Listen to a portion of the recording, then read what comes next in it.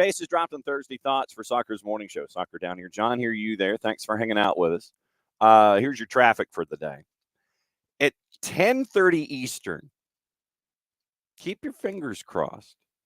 Because remember, Nico is on vacation, and he is in South America. Traditionally, Thursdays at 10:30 is when Nico drops by, and we get to catch up with him, and we get to see what's going on in Nico's mind from the Pacific perspective. If I could get my tongue to work and my upper plate to function this early in the morning. So we will see. He's on vacation. First and foremost, does he get double secret permission to drop in during vacation? Because we all know season's happening starting next week.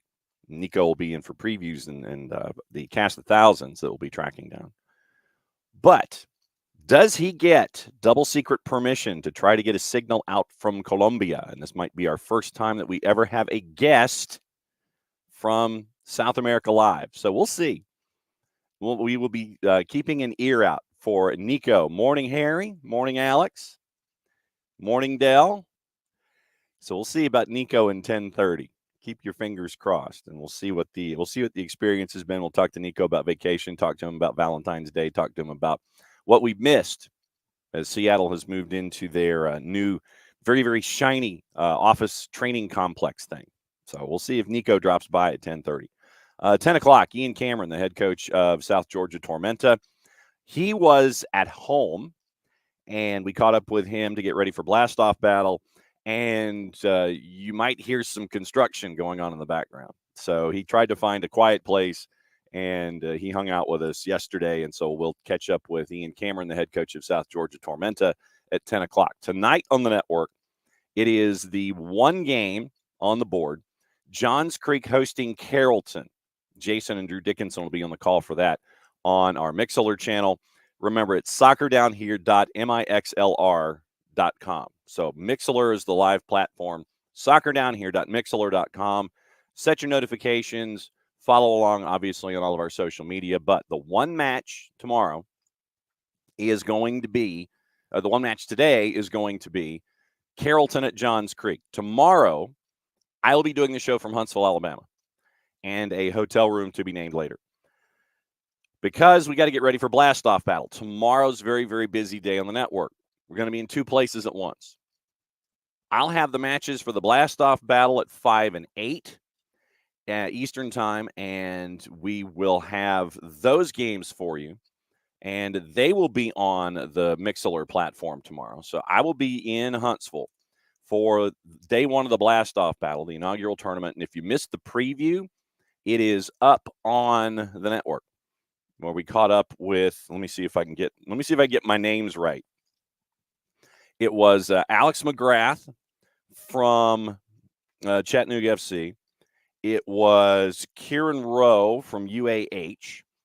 It was Niall Watson, the new winger that has been brought in by South Georgia Tormenta, and Jonathan Bolaños from Huntsville City Football Club. So you catch up with those four guys. We've had the coaches on. We finish up with our fourth coach coming up at 10 o'clock. But, you get the players' perspective heading into Blastoff Battle. Tomorrow will be on a little before 5 o'clock, just to kind of get you into how things are at Wicks Family Field and Joe Davis Stadium. Tormenta, Chattanooga FC. That's the 5 o'clock game. Then we'll come back a little before 8 o'clock Eastern, and we'll do Huntsville City Football Club and UAH. That'll be the match, the nightcap of the two. So 2 matches on Friday on Mixlr, soccerdownhere.mixlr.com. And once again, set your notifications. You plug in, you listen, and everybody's happy. And then also we have the boys varsity match as the Friday night game of the week continues on the high school side with Chapel Hill at Alexander. And Maddie caught up with Coach Cuellar as a part of In Session.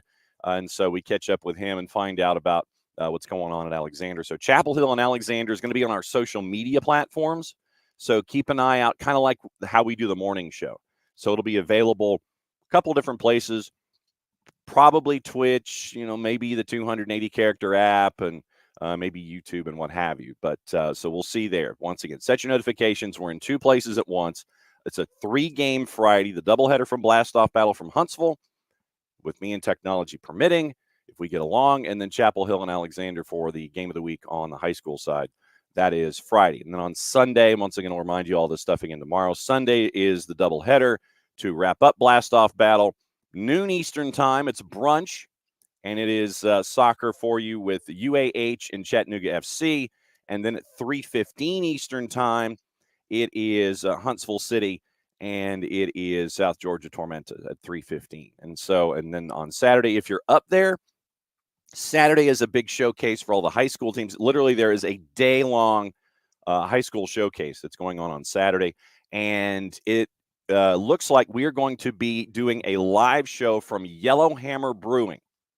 I think it's going to be from 6 to 8. I think that was what the plan was. 6 to 8 on Saturday. So we'll be live from Yellowhammer Brewing in Huntsville, and we're getting guests lined up. And our friend Jacob Brabant, the Director of Communications at Hunt City, has given us our first guest. I'm not telling you who it is, but it's a very, very busy weekend on the network. And thanks to all the different places and all the moving parts and the beauty of technology. So we're going to be all over the place for the next couple of days. So that is, it's going to be really, really fun. Morning, Alex. Morning, Harry. Dell is listening with his AirPods in during an office meeting. See, now that's, Dell, if you need to put me on loudspeaker at any point and just sit there and say hello to your meeting, I could do that. Morning, Ricky. Morning, Abby. And Will is in with the first morning, Will. And Will has an early question before we get into opening kickoff and before we get into probably our main topic for number one, for our number one, before catching up with Ian Cameron and maybe Nico at 10:30. So Will had a deep thought this morning, so we present it to the floor. Why does MLS wait so long to drop kits on the pricing? Seems like missed opportunities. Longer to buy kits before the season. It means in Will's mind that you get more bought. If you order this weekend online, odds are it's not here by opening day, especially with customization. Also, the pricing's ridiculous, $180. Steep. Will says the EPL, for example, drops home at the end of the season before, and away is midsummer. If it was me, I would probably drop them around Christmas or maybe even yesterday. Somewhere in David says the release December 17th. It's an easy holiday gift. Yeah, I mean, that's what I would do. I would do something like the week before Christmas, somewhere in there. And then, Abby is saying that she guesses Adidas just doesn't have them ready to go by then. Like I said, I would try to make it as easy a holiday gift as humanly possible. And so for me, that would be somewhere, right after, even after Thanksgiving, because then if you've done all the planning and then you're getting kind of ready for everything and you're getting close and you're kind of like right there, go ahead and announce it. Maybe after Thanksgiving. Ooh, Black Friday. Your season is almost over, or it should be over, close. Or here's what you do. If the season's not over by Black Friday and you're still in the playoffs, do it the day after the championship. Hey, like what we see when, you have teams winning championships like recently, and then they run the commercial. Hey, your team's won. Here's the gear. So Morning Dawn Star. So somewhere in there, like the day of or the day after MLS Cup. Hey, your team won. Here's your gear. And for the rest of you, here's your look at the next season's gear. Here's a look at 2024. Here's what your team's going to be wearing then. So it's like some kind of mass release. Do it that way, like the day after, or you give the day after to the champions you sell your championship gear. Then the day after that, maybe that's when you start doing your next season release when it comes to kits. See, I didn't know that we were going to be talking about economics this morning. Dell says then you can have new players wear it when they sign. Ricky, piggybacking off of that, why are the replica designs different than the authentic? Material being different makes sense, but does not have design elements on there like a star or patches that should be on every crest makes literally no sense. It might be how much it would cost to have someone actually stitch in those kinds of things. I mean, it's the labor cost might be slightly different when you're talking about something that is just on a polyester blend jersey versus something where you're going to have to stitch something. Because if you stitch something into a polyester, if you stitch something into like a poly blend rayon kind of thing, it ain't going to work. So I'm guessing that it is a labor cost and it is labor intensive, thus the difference in price and thus the difference in what is laid out there on the jersey. Will also think MLS should have a kit release day when things are officially dropped on the MLS Insta. Teams have their release events the following Saturday or Sunday. Ricky says the kit should be the exact same minus the way that it's made. Abby, they have their ideas picked so far in advance, you'd think, yeah, I mean, you'd be sitting there. It's like, when do you plan to do these things? You'd like to think that maybe the season before, you're still trying to figure out, okay, what do we do for next year? What if we go over here? What if we do this? What if we do this? You're thinking that the year before that they're thinking about what they're doing for the next season. That's just me. You'd think that kind of, it's not like, oh, season's over. What do we do? Oh yeah, we've got to come up with a new jersey. Now you figure that stuff is being talked about like right now. Okay, the one that's out is out. What are we doing next season? And you start bouncing ideas off the table, those kinds of things. You'd think, but because they are not manufactured in the U.S., it takes more time. True. David, in defense of some teams, this might be the only excitement, momentum, or way to get following for the upcoming season. Yeah. And then that's why I would do it around the holidays. Do it around the holidays or do it right after MLS Cup, depending on when the final is. Like literally give the champion their flowers. Hey, here's your gear that you can get. Here's your championship gear. And tease, by the way, coming up in a week or two, you can get ready for 2024. Pair it to the holidays. So that way you're charging an exorbitant amount of money and people aren't completely and totally begrudged and freaking out about it. Yeah, because 175, 180 bucks, that is a lot. I mean, we've seen the gradient in Charlotte. We saw the Boston Tea Party kit yesterday, and they actually did have an explanation as to why it looked the way that it did. Might get into that too. But yeah, they have each explanations. Red Bulls had their kit. It looks like it was a red kit that got struck by lightning or something. So everybody's kind of releasing their kits for 24, and their jerseys for 24 now with everybody in training camp. Yeah, Will, it is trickled. It is trickled down here. There we go. Figured it out. Yeah, I mean, yeah, Ricky, if you print a star, maybe the stars, you print it instead of stitch it. Maybe that I think that might be how you get around it. If you print instead of stitch, stars there for eternity. And then Abby says if they just pushed it out a little further, like a few weeks, those who customize it can get it in time for opening day. It's one of the ways that they encourage authenticating, so it's obvious which supporters are real fans. Yeah, years in advance. Thank you, Abby. Yeah, Alex said that he read the design deadline was 2+ years in advance. So then you ought to have the timetable squared away where you can market it and sell it and have a decent size of a decent calendar of marketing things if it's 2 years in advance. I have not seen Portland's secondary, Will. I will take your word for it. I will definitely take your word that it is that it is triple fire. So that is that is definitely something that we'll keep an eye on. And what we'll do, obviously, as we get closer to the season, we might look at the new kits and sit there and rank them or something. It's like, okay, who likes what?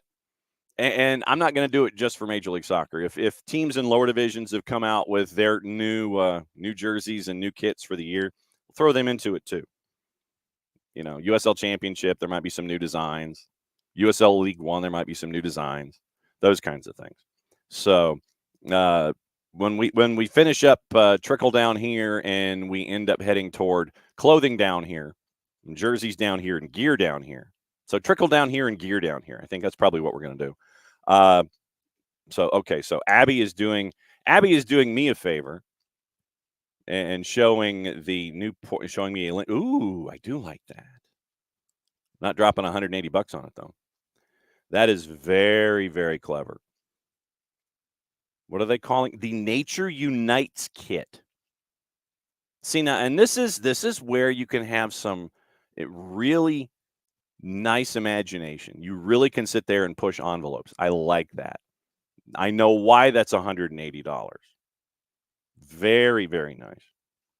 I'll probably end up buying it in 3 or 4 years when Fanatics has a sale and it's like 40, or if they run a special. But no, I ain't dropping 180 on something like that. But that is gorgeous, absolutely gorgeous.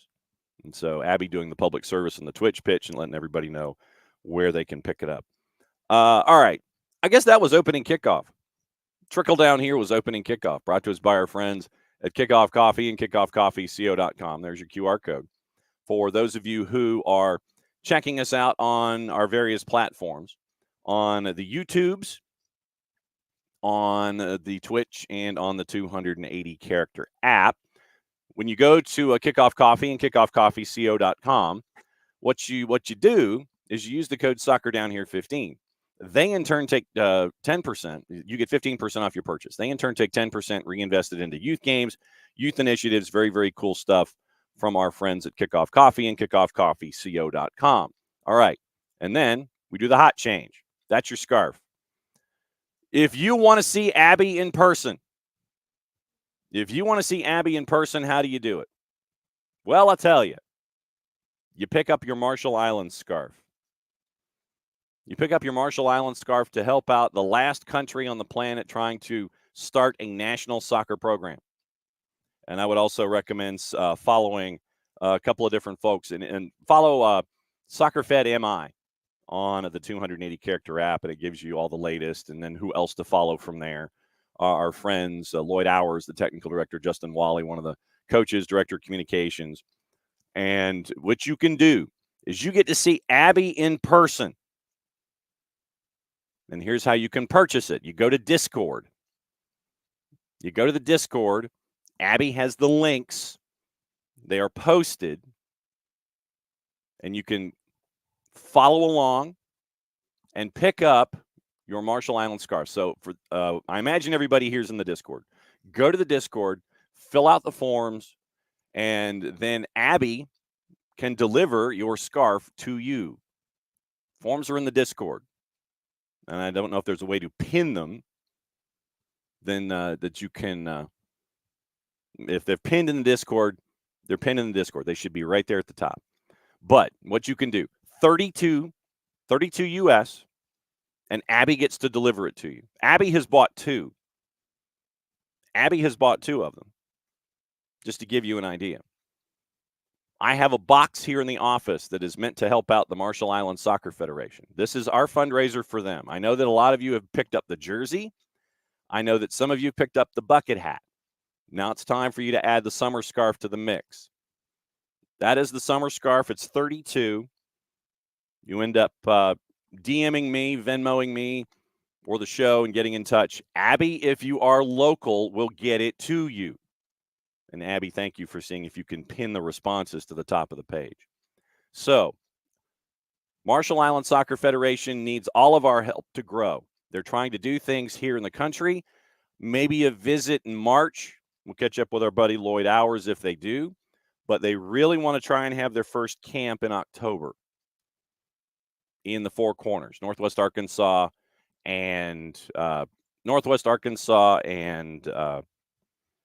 Oklahoma and Louisiana and Mississippi and all of that area in there. Kansas, Missouri, all there. So they want to try to do something in the Four Corners starting in Northwest Arkansas in like October, trying to assemble a national team, maybe having a friendly with another national team. Trying to do that in October. So we're trying to help them get funds to kick off the program and give you something to remember this cause and this quest by. So we're trying to help out the Marshall Islands. You can pick it up once again, 32. The how-to is in the Discord, and Abby can deliver it to you, and you get to see Abby in person as the Abstermobile gets to be the delivery. If you're not in the footprint, and it might be a little far for Abby, add another $5 for shipping. Once again, get in touch with me, get in touch with the show, 32 plus 5 to get it shipped, 32 to see Abby in person, and you're doing a cool thing. So there's your scarf right there for the Marshall Islands Soccer Federation. You can pick that up as well. And once again, help out the Marshall Islands, because I know some of you bought that. And that is a cool jersey. So that helps out the Marshall Islands. This helps out the Marshall Islands. And the scarf is what we've done here at SDH. And you get to see Maddie be an international model. So that's the housekeeping for the morning. Help out the Marshall Islands for $32. And you get to see Abby in person when she delivers it to you here in the Atlanta area. 32 plus 5 if you're outside the area. Abby has already bought 2. And right there, for those of you who are watching and see the video picture, that's the box right there that has the Marshall Islands scarves that Abby will be delivering to you. So there, pick those up. You get to see Abby in person.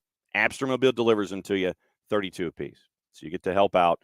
You get to help out our friends in the Marshall Islands with them developing their soccer program. And it's always cool to see us all unite for really great causes. So, all right. That's opening kickoff. I mean, we've got news of the morning. Roy Hodgson was slated to have his morning press conference with Crystal Palace, and he took ill. And so they called the press conference off. And the thought is now that it looks like it could be Oliver Glasner, who might be the new head coach for Crystal Palace if they do, in fact, sack Roy Hodgson. Glasner, for those of you that may remember, had pretty good runs of form, winning trophies at 2 different spots in Germany. And so it looks like Oliver Glasner might be the leader in the clubhouse if they do sack Roy Hodgson before the end of the season. And Crystal Palace is kind of floundering right now at the lower end of the table in the Premier League. Let me get the tables up here really quickly. And I don't want to find out more pop-up windows. Crystal Palace right now, 5 points from safety. They're in 15th. They've lost 3 of 4. And they are in 15, 3 points ahead of Forest, 4 points ahead of Luton, 5 points from safety. So if Steve Parrish and the board continue to freak out, might be Oliver Glasner who would be taking over for Hodgson right now, 24 matches in, and they're in 15. So initial press conference was supposed to be, just the weekly deal where you catch up with folks. And that was supposed to happen, but it did not. And so, obviously, everybody's running rampant with ideas. It's like, oh, it's going to happen. And so, if it does, it looks like I said, Oliver Glasner might be the guy who's the leader in the clubhouse. And let's see. Who else is going? Let's see what else going. We've got the rankings for the international rankings. We'll get into, like I said, this morning, international rankings. And other things in news, and Charlotte looks like they might be signing a very high-powered U20, and so we'll be discussing that came up this morning as well. Okay, so you only think the admin channel can pin. Do a quick copy and paste maybe, and then we'll see if whoever the admins are can do a quick pin on those kinds of things. So we'll figure that out. Yeah, Ricky says apparently the Korean FA wants Jurgen Klinsmann out. They're gonna have to pay the man $5 million. Great job if you can get it. We talked about it yesterday where Klinsmann, the Klinsmann was basically, thank you. It's on the scarves are in the announcement channel on the Discord. We talked about it yesterday that Klinsy basically was like, I'm out. We can discuss my future, but I'm heading home to Southern California. So that's what happened. He was in Southern California. The Korean Football Association was left to kind of discuss things on their own devices. But the hook is, if they do get ready, to sack Jurgen Klinsmann, it's going to cost them $5 million. Great job if you can get it. We all know coaches in all of the different sports that sit there and you wonder, man, they got hired, and you wonder why somebody got hired, and then you sit there and you look at the paycheck and go, man, when they get let go, they're certainly going to make out. And it looks like Jurgen Klinsmann may do exactly that. No real surprise. So Ricky doing the work of producers, as we all are here on the show, finding all of the news. According to our friends at Reuters, the advisory committee is recommending sacking Klinsmann on Thursday after their semifinal exit amid criticism of his leadership. Criticism of his leadership. Who knew? National Team Committee doesn't make administrative decisions, leaving it up to the executive board whether to act on the recommendation to fire whose contract runs through the 26th World Cup. South Korea is ranked 23rd in the rankings, beaten by 87th ranked Jordan in the semis, prompting anger, angst, and the desire to perhaps send Jurgen Klinsmann packing with a $5 billion golden parachute. German's popularity plummeted during the tournament, with many criticizing his demeanor, including how he'd be smiling, even when things were not going his team's way on the field. Off the field, he repeatedly faced criticism for often working in Los Angeles, where he's based, despite saying he would spend much of his time in South Korea. Took part in Thursday's meeting via video call. Hwang Bo-Kwan, technical director of the association, for various reasons, there was a conclusion that Klinsmann can no longer exercise leadership as the national team's coach and needs to be replaced. Some saw Klinsmann's attitude toward his job, including a lack of time spent in South Korea, as disrespectful towards the public. You got to know the room that you're in. I'm guessing Jurgen Klinsmann really won the press conference. It's like, yeah, I'll do this, this, and this. And then he's like, well, I'm going to do it my way. This is my way. I'm going to do it from Los Angeles. Don't know if that was mentioned when he was in his interview process. So, Mr. Klinsmann, how would you like to manage the club? We would like to have you in South Korea. Did he say, sure, sounds good? Or, no, I'm going to be spending, it'll be 50-50. I'm going to be spending time in Los Angeles where I think we can do things just as effectively at times. I'll come here, in necessary situations when we have team assembly and friendlies and things like that. Are we in a new age of coaching and recruiting when it comes to national teams where you can do things virtually now? Don't know. Took charge of South Korea last year after Paulo Bento stepped down after losing in the round of 16 of the World Cup. Failed to win any of his first 5 games in charge. Form improved in the Asian Cup semifinal defeat to Jordan. They were unable to register a single shot on target. Sound familiar? Just saying. Dell is giving us some USL Championship news. Battery about to announce the signing of Colombian midfielder Juan David Torres, U20 for Corinthians, played for Millonarios last year. So, yeah, I mean, is it a hybrid role head coach? Is that what was in the meeting? Is that what was being said? Don't know. But if he said, yeah, I'll spend a lot of time in South Korea, or I'll spend some time in South Korea as a part of the development of the job, his version of how much time he was going to be spending versus how much time the KFA thought he was going to be spending might be 2 different ideas. He thought one thing. They were looking to something else. Hey, this isn't what we bargained for. This isn't what we bargained for. Darn it. And so now it looks like Klinsmann might be getting a $5 million paycheck to no longer coach the Korean Football Association, the South Korean national team. So, so we got that this morning. Ricky. Well, and see, if this job becomes open and if it has to be posted publicly, this would be interesting. Ricky's curious now if the job listing said on-site, hybrid, or remote. And that Jurgen might have seen remote work options available and ran with it. Who knows? That might be the case. That might be the case. Don't know what was on the LinkedIn profile of the job opening. But if it was remote work options available, maybe that's why you click on something like that. Just saying. Okay, this morning, a couple of different things about Messi and friends.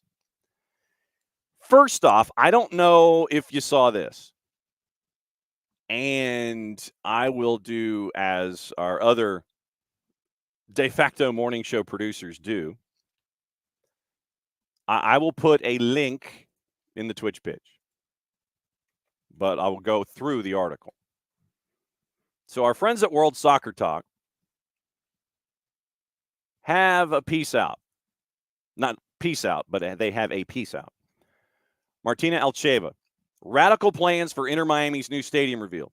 We're going to get into the team in just a little bit. So this is like the appetizer to get into Messi and friends and discuss how completely and totally screwed they might be, to quote our friend Miguel Angel Ramirez. So, yes, we will get into how screwed they might be. But first, radical plans for the new stadium revealed. Fans of Inter Miami got a survey to get their opinions about which ticket prices they'd be willing to pay for an assortment of reserved seating as well as VIP seats and other options. Club was quick to note that the survey is for research purposes.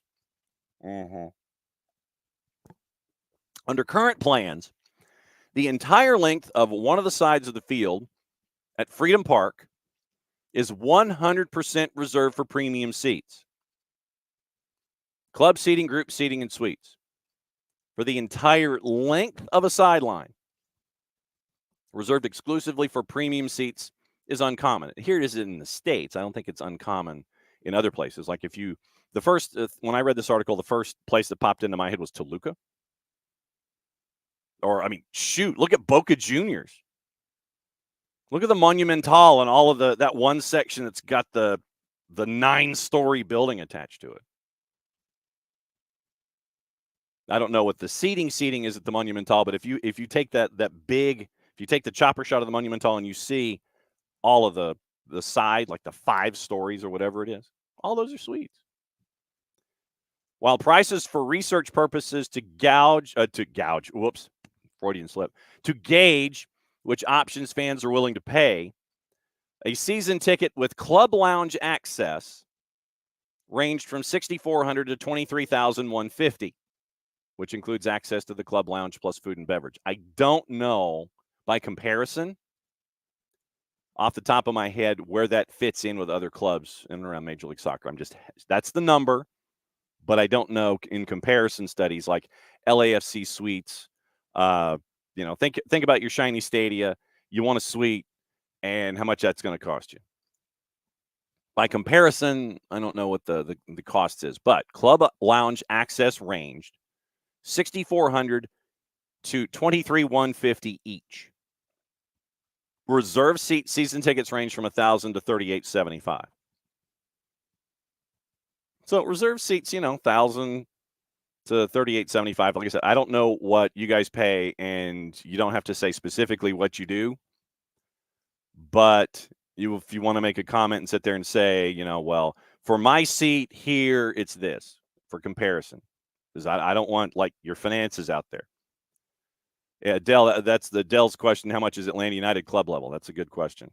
And it's various clubs as well. It's Delta, Mercedes-Benz, the 360, all those. There are various clubs that you can be a part of down low. Email from Inter Miami said the purpose of the survey was to collect the thoughts and opinions regarding potential ticket offerings, pricing, and packaging. So, literally, reserved seating options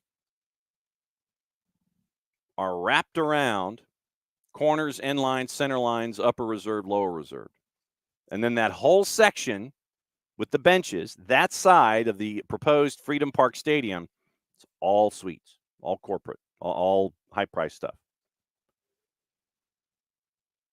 Freedom Park broke ground back in August. New home in 25, apparently.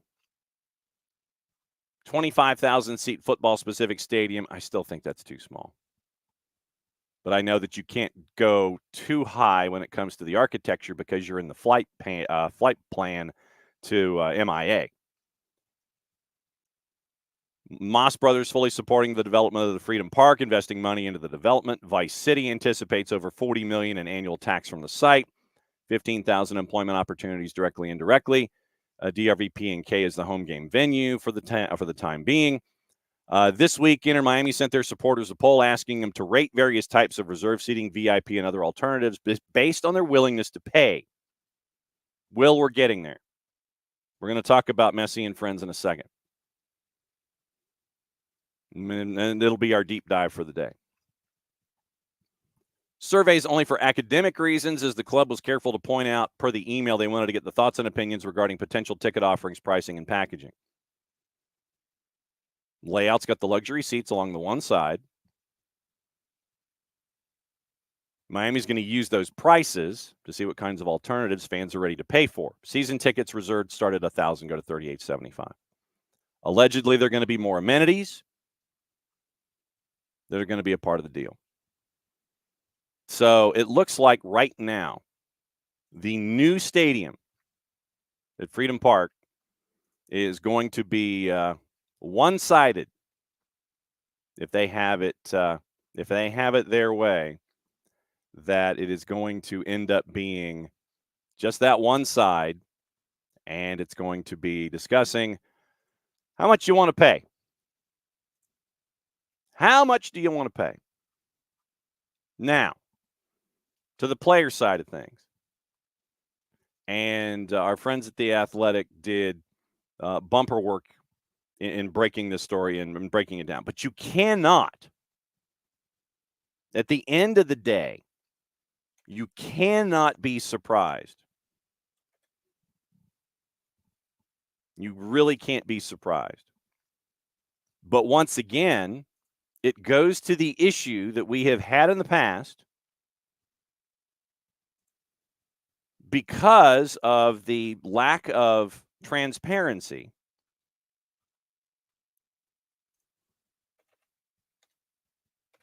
We don't know how bad the situation really is. We know it's bad, and we'll get into that, but we don't know how bad. The current squad size is 38. And some of this can be shed by, sending folks to Messi and Friends 2 in MLS Next Pro. But as we get into the discussion here, we're going to talk about roster build. And we're going to break down the decisions that have been made and what it's like right now for them. Yes, they are Messi and friends at DRVP&K. They have nothing to do. They're inter-Messi CF. Will says he still feels bad for the non-celebrity Miami supporters who can't afford the prices Miami's pushing. Supporter section pricing is so bad. Yeah, and Pars, this is the first year out from under their penalties, first year under the cap violation. So they have to be vigilant in becoming compliant. Right now, 38 on the roster, but with draft picks and things, that some of that's going to get trimmed to figure out, okay, you're going to go play at Messi and Friends 2. Inter Miami has to come up with more allocation money and or shed salary to become roster compliant for the season. That cannot be a surprise. The situation, and this is the copy. This is the copy that was written.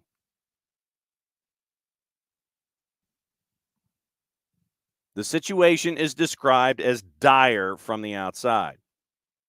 Dire. But once again, you can't be shocked.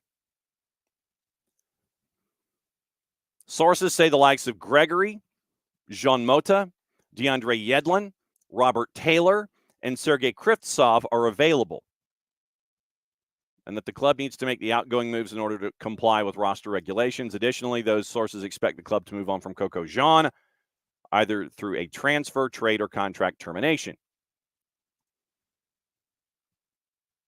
Getting into the contract situations here with Messi and friends. 3, 6, 9, 12, 15, 16, 17 contracts end at the end of this calendar year. 17 contracts end at this season from the roster of 38. Krivtsov is 32. Center back, Jean Mota, center mid, 30. Robert Taylor, left wing, 29.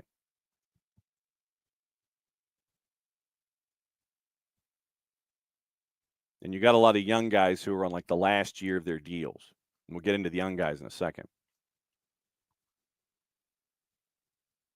DeAndre Yedlin at right back is under contract through the end of 25, calendar year. Gregory, same, defensive midfielder.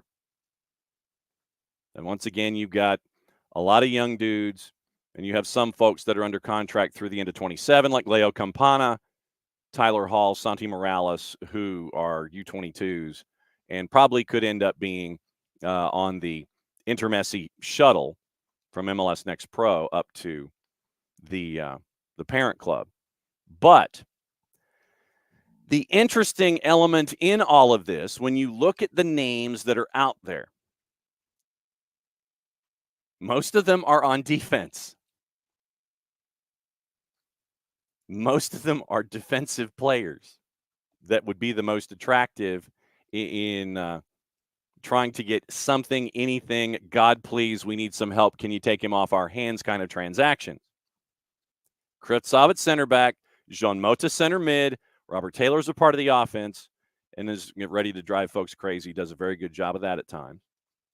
Yedlin at right back, Gregory D mid. What have we said the problem has been and is going to be for Messi and friends this year? Defense. And sadly, where the most attractive assets are the assets that can get you the most bang for your buck when you're trying to get them out the door. Right now, it's those experienced defensive players short of Robert Taylor. Taylor, we saw in cup competitions, raise havoc down the left-hand side. But a lot of these players are center mid, defensive players, or backline guys.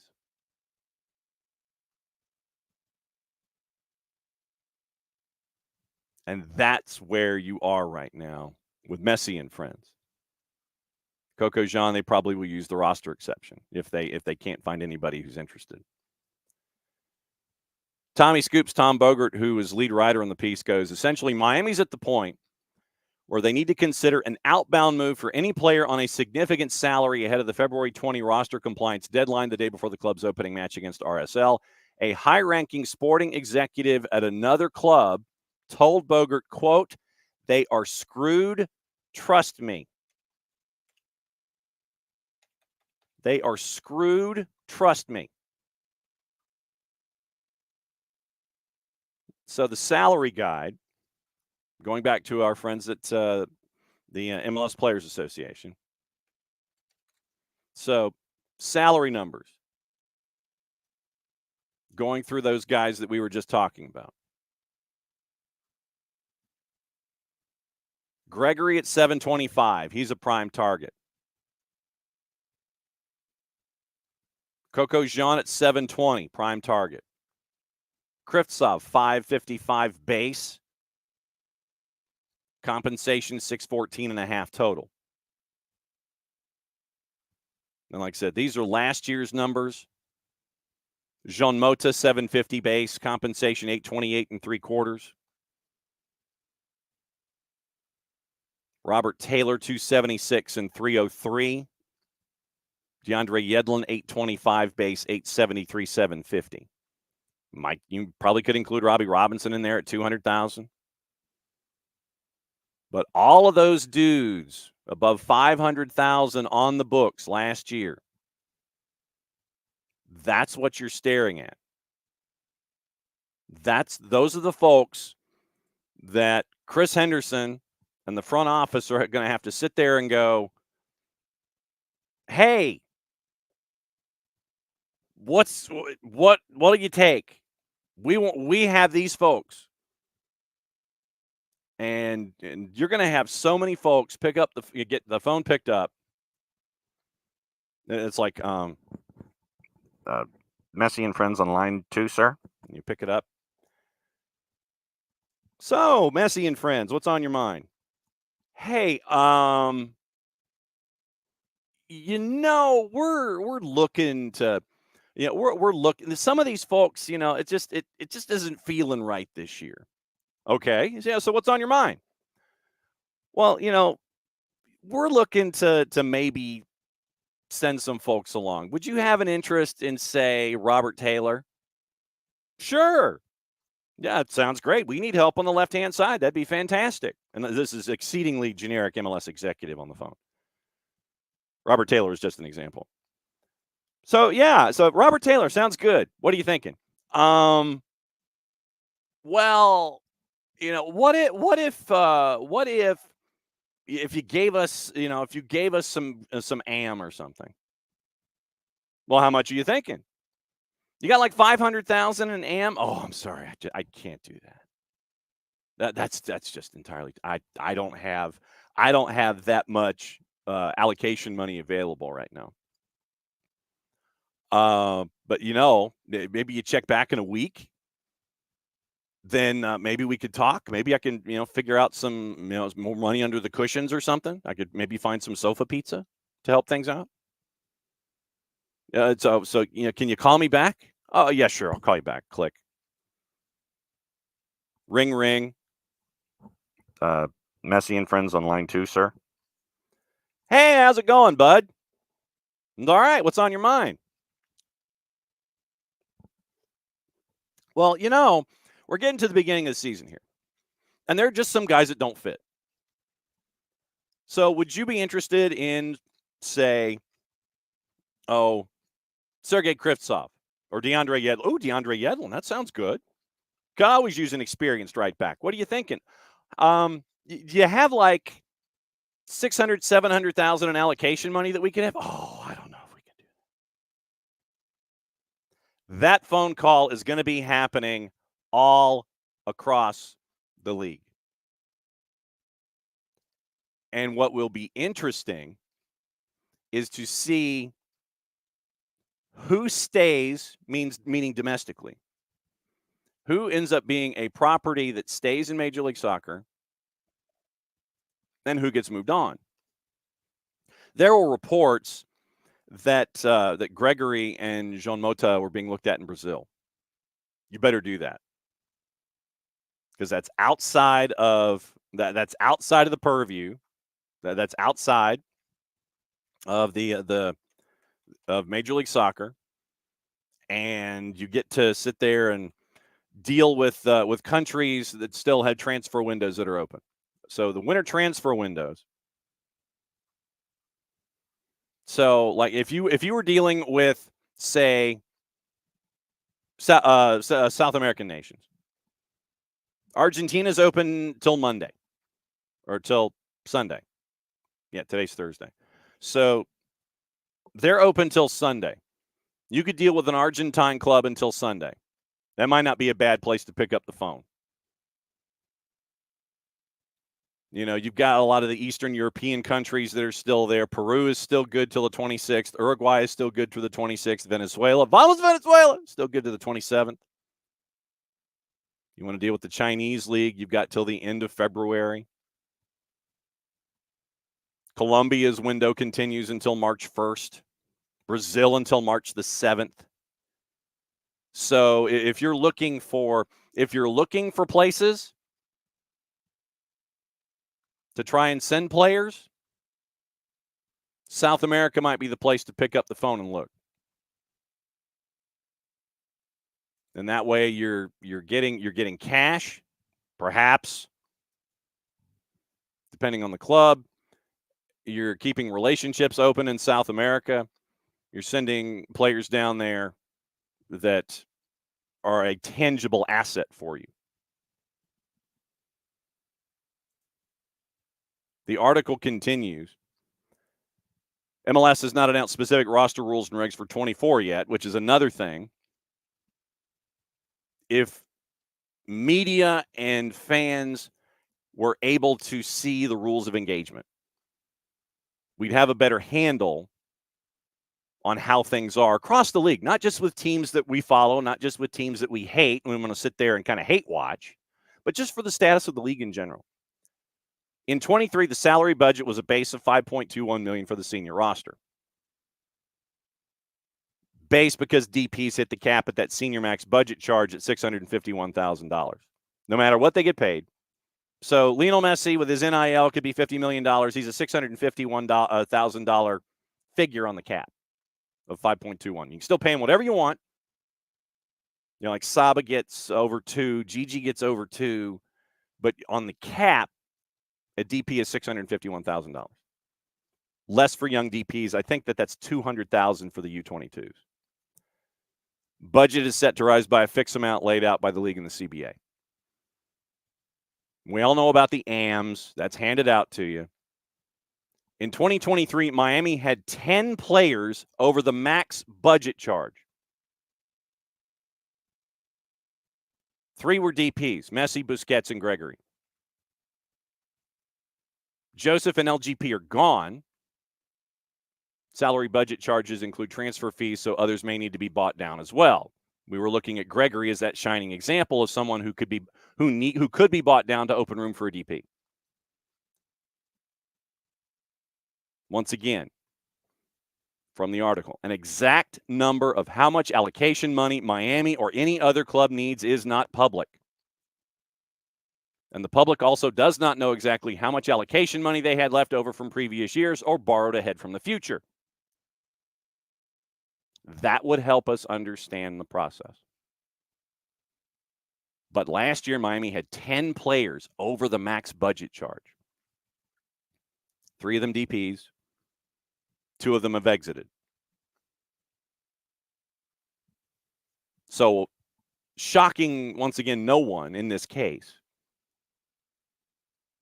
Everybody in Major League Soccer who has an office and has office space, they know that Miami, quoting our friend Miguel Angel Ramirez, is screwed.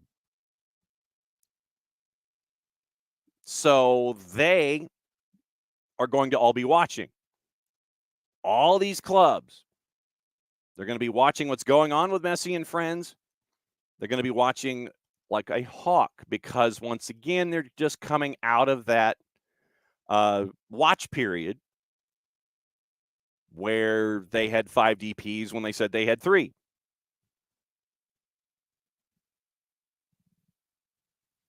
If you transfer Gregory or Mota to, say, Brazil, like we were saying, you can convert the fee to allocation money, which would help you offset some of this. But once again, we don't know how much this is this. Transfer folks abroad, you bring in that allocation money. You signed Suarez, you signed Gressel, you brought in Nicola Frere on loan from Pumas, and you're in the process of bringing in Federico Redondo from Argentinos Juniors for $8 million. Redondo would be a U22, I would imagine. You've traded Kamal Miller and Chris McVeigh. This was part of the initial head scratching that we had when it came to Messi and friends. You trade Kamal Miller, you trade Chris McVeigh. Now we have a better idea as to why, because you are screwed. Transferred Nico Stefanelli, and you had all the folks leave. So what that means is you look at bringing in the DPs is fine. You know, bringing in the high-powered names, you get that. That's your hook. You're going to do the 6-figure 100,000-mile planetary showcase to expand your brand. I get that. But what you've done on those next levels is really hurt yourself in the depth of the build. And yes, we can focus, as Abby says, we can focus on one particular individual. They're going to find they overpaid for Gressel. They absolutely did. They absolutely did.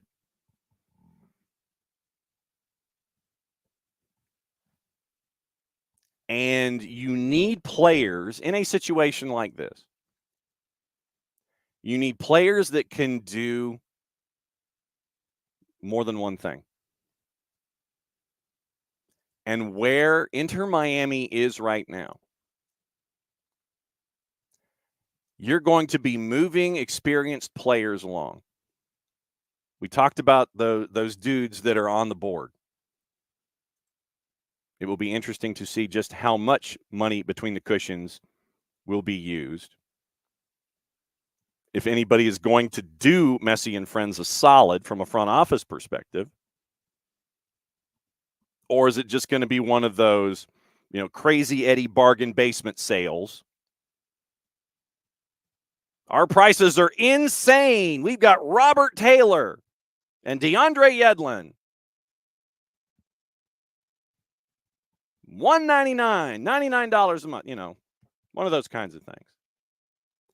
But what this does, with all of this high-priced talent, plus the talent that you're going to have to jettison to get you financially compliant in the league, those folks that we saw on the bench last season that we were seeing in schedule compression in 2023,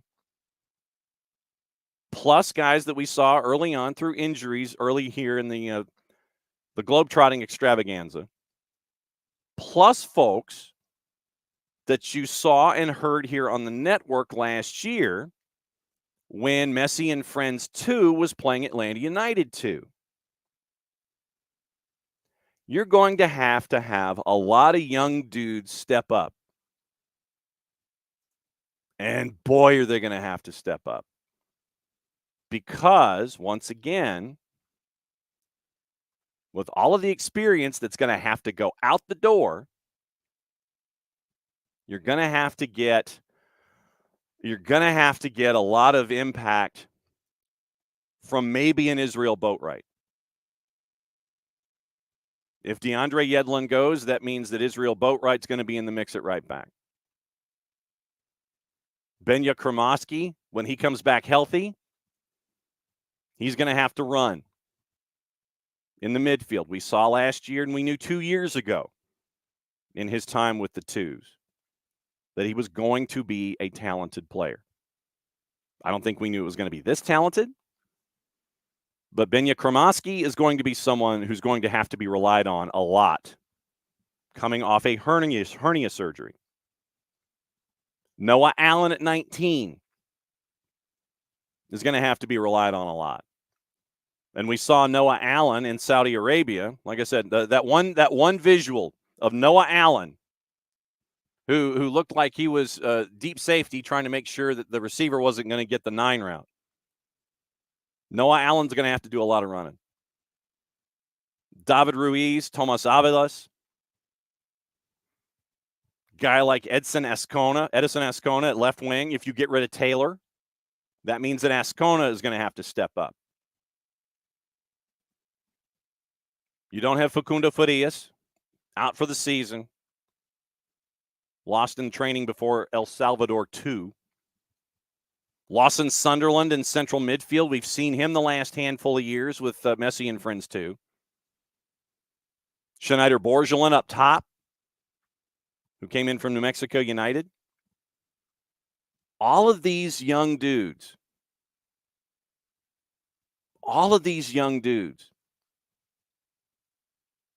those are the names that you're going to have to pay attention to because they're going to have to step up.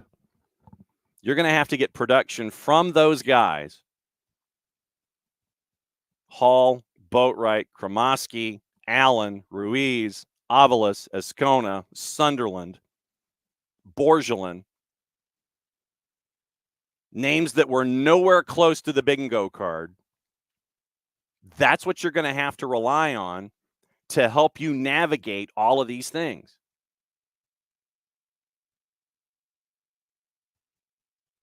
And this, to give you an idea, we'll go through the transfer mark numbers here to kind of wrap up the point.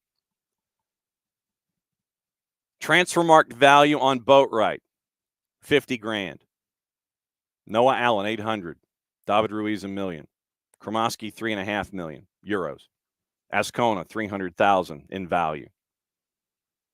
Sunderland, $75,000 in value on Transfermarkt. Schneider Borgelin, $200,000 in value on Transfermarkt. All the young talent, all that promise that's there, with not knowing just how problematic it is, even though we have heard they are screwed. Remember those young players. Remember those names that we just mentioned.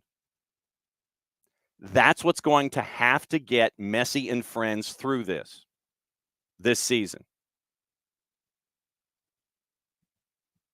Because some of the dudes you picked up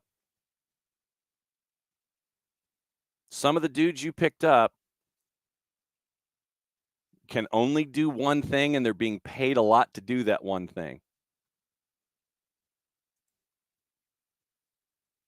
So we're going to continue to keep an eye on what's going on at Messi and Friends, because it is Messi, both with an I and a Y. So we'll keep an eye on that. In Charlotte, looks like Junior Urso is on trial, as well as former Brentford winger Tariq Fosu. And it also looked like this morning that Charlotte was in the process, or they were close to getting a large transaction. Let me go back and see. It's from Ryan Tolmich. Ryan Tolmich this morning has Charlotte saying, from our friends at Goal, in negotiations to sign Uruguay U20 World Cup goal scorer Luciano Rodriguez, would be among the top 5 fees in MLS history if the deal goes through. Feyenoord and River Plate are also linked. So Charlotte, Feyenoord, and River Plate. Luciano Rodriguez, keep an eye on that. Did not anticipate that I would have those 3 paired up when it came to what we were thinking for player availabilities and such. It's past the top of the hour. I know that we have gone way over the top of the hour in trying to tell you what's going on with what's going on in Fort Lauderdale. Before we get into Ian Cameron, let's wrap up the Messi points, both I and Y. Will, I wonder how they got to the point where they dig this hole. Did they think the league would change the rules for them? That might be part of it, but what you're doing is you're asking for forgiveness later instead of permission now. You want to front load everything, and that's the problem. When you front load the way that Messi and friends have, it's like then there are consequences, and oh crap, now those consequences are coming back to you. The young talent's there, but you're going to have to get more minutes from that young talent, and you're also going to have to jettison some dudes that you were supposed to have help you in the midfield and on the back line, where you have the problems. Drake Callender could be under siege at points this season. Pars. Just wait for alert. Miami's deferring the pay of players across 20 years. Abby, being that they're not publicly held company, you got to think some things can be private. Just want to make sure that all is fair. And if a team does things it shouldn't, they need to be punished harshly. Absolutely. Slap on the wrist isn't going to curb the behavior. No, it's not. The league has gotten in so deep with Miami. How will they look if issued sanctions? This embarrassment will prevent any action taken. If that's what you got to keep an eye. You got to keep an eye. Keep an eye on this. Will they become compliant? Will they be close? Will they have budget? Will they have more dudes over budget charges? Since it was 10 last year, 2 are gone. You're down to 8, 3 are DPs. That get you down to 5. And so that's why you're staring at Taylor, Yedlin, Gregory, Jean Mota, Coco Jean, all those folks that have some kind of value that could be attached. Those 5 guys. 5 guys. Nothing to do with a burger and fries, mind you, but those 5 guys, keep an eye on that. So we'll keep an eye on what we're staring at here. Okay, KFC to me, it says sales outweigh success on the field. Penalties are surmountable, and they will still ship in the summer window. That would be key also. Do you overdump to where you give yourself some wiggle room in the summer window for the push? or are you stuck? That is the larger question. So we'll see. All right.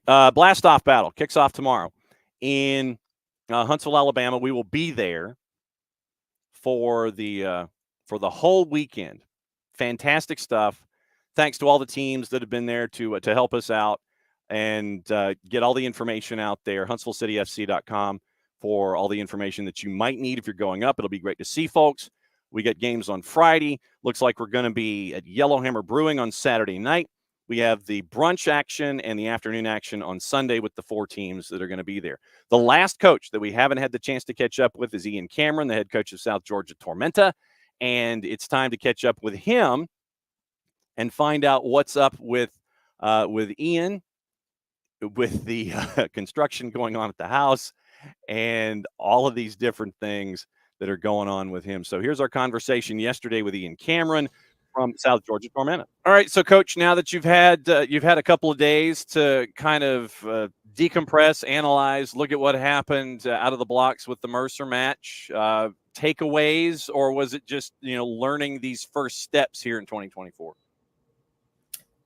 Yeah, there's always things you learn from games. What was evident in the match was you had one well-oiled machine, really clear identity, really clear culture, great unity group about them. In terms of Mercer and Brad's group, who are fantastic and have a very, very strong vision of how they want to play and operate. And then you had a group of young pros learning themselves, playing as individuals. There's Donald with his drill next door. Young individuals who are learning the way.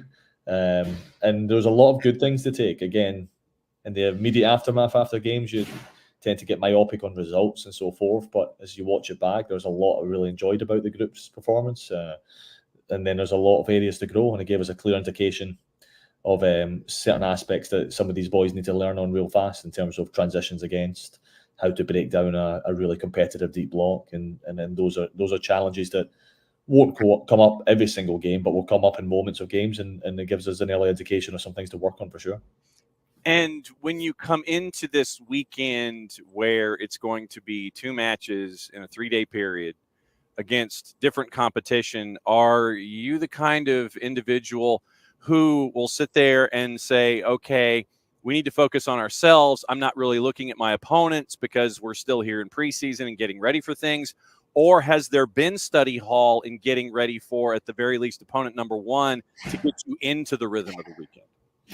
There's not been a lot of study hall on the opponent. No, it's very much still an analysis of ourselves. We have so many guys trialists with us just now that we're learning, can they adapt to the way that we want to operate, what's their habits and so forth. So no, there's not been. Now Chattanooga, who we play first, is a team that I've seen play live a couple of times last season because they had some players of interest for us that we analysed to see if we would maybe look to bring them in here. They're a really good team and play an expansive brand of soccer, a kind of Brighton-esque model. They're certainly committed to playing, so we'll have some preparation for that in terms of the coach's anticipation of what type of moments in the games our team will need to deal with. But we usually dive into a lot of video, but we won't this week. We won't be focused on that. It'll be really about our identity and trying to cement some habits, and the same on Sunday. So it'll be a bit of a rinse and repeat of just a full focus on ourselves.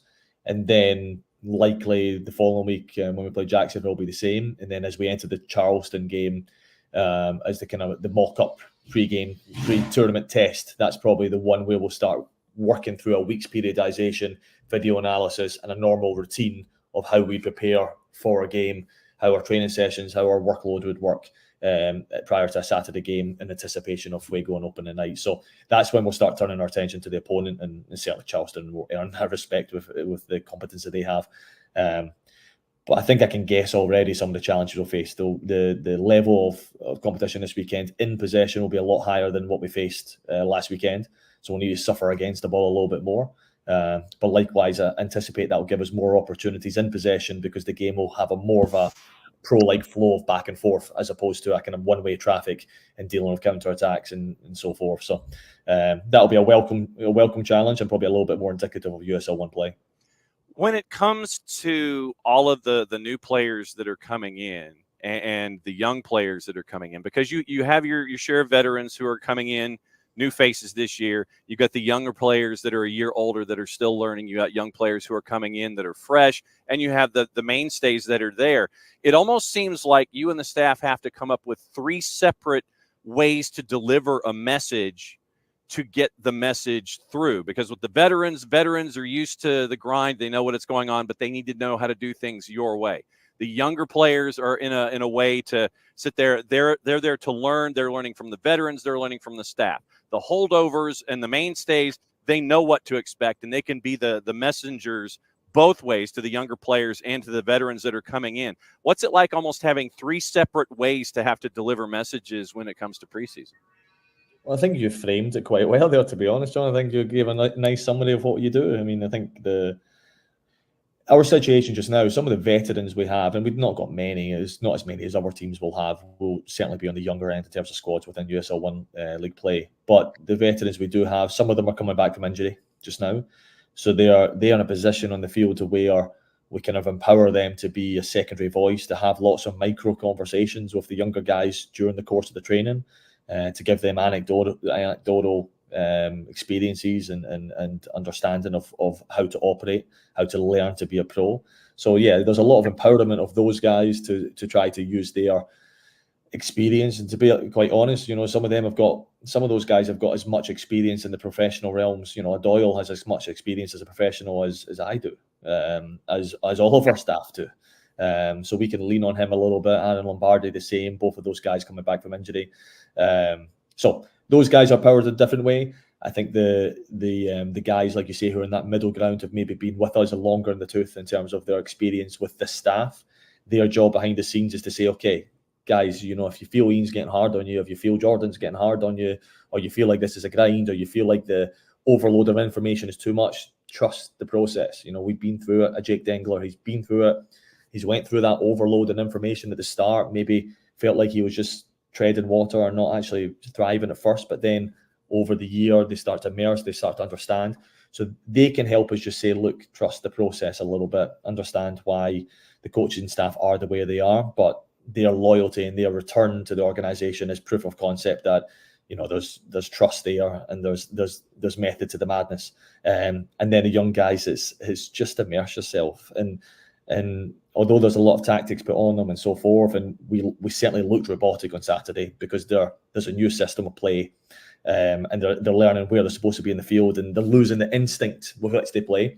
Quickly, we want to shed that, overload information, get them on page, understand where they're supposed to be in the field, the discipline that's required, and then the longer they do that, the less energy they need to spend on working out where they're supposed to be, and the more energy they can spend on what they need to do in the next action and the physical composition that they need to apply to the game and the instinct they need to apply to the game. So that's the process. But the league's only 22 games this year as opposed to 30 odd. We've traditionally been a little bit slow starters, maybe the way I coach and the overload of information. So we need to tweak some things to make sure that come March 9th, we're a little bit more of a finished article than we have been in the past. And that's something that we're taking consciousness of as well. So if I were to talk to you on Monday, you're back there. Hopefully there's not as much drilling going on in side rooms on Monday. If I was to catch up with you on Monday and ask you what made the weekend successful for Tormenta as you take these steps to get ready for the season, what in your mind makes this weekend a success? Although I imagine being less robotic and more natural in your processes would be one of those answers. Certainly that'd be one answer. Yeah, I think I'd start with off the field. This is an opportunity to travel together, to break bread on the road together in restaurants and so forth, do a wee activity on a Saturday. It's a chance to kind of gel. So on Monday, we'd hope that there was a real camaraderie about the boys, a kind of fun aspect, an energy about the group that we could see emitting. That's something, it's an opportunity for our coaches to have lots of wee micro chats with the guys about football, about life, about everything. And so all the little bonds that are so necessary, we hope to see some of them grow a little bit over the weekend with the opportunity that's presented. Spotted a second. This is where construction probably took over the robotic actions, like you mentioned. We'd like to see a bit more of a clear game model, and then the reaction to adversity. I think that's what we'd like to see over these two games. How does this group react to a moment in the game where we were against the ball for longer. Saturday's game was frustrating, not scoring, but the boys still enjoy it. They still had probably 80% of the ball and so forth, but we weren't successful breaking a team down.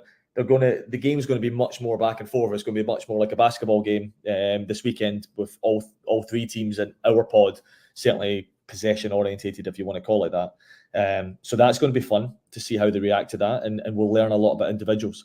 So that side, I'd like to come out on Monday and say, okay, the boys had a period against the ball, the first period against the ball, and they showed resiliency, or they managed to have a feel for the game and what was needed to get back on top of the game, or how to counterpunch a team, or if they took the lead, how to manage the next 5 minutes.